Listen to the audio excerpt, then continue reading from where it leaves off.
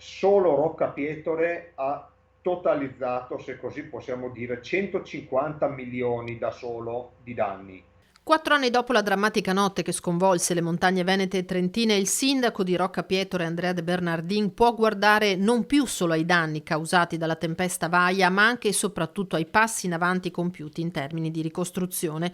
In questo lasso di tempo sono arrivati anche contributi inaspettati, dice, per un territorio, il suo, epicentro del disastro. Di quei 150 milioni di danni del comune di Rocca, io credo che 120 siano circa, sto parlando di cifre un po' a spanne, 120 siano coperti dal finanziamento post-VAIA, quindi 120 milioni di cantieri che sono ben visibili sul comune. Vaia, aveva detto fin da subito De Bernardin, potrà dirsi superata quando saranno trascorsi almeno 5 anni. Per la fine del 2023, aggiunge ora, molte delle fratture che il territorio porta da quella notte saranno sanate, ma altre sfide attendono la montagna.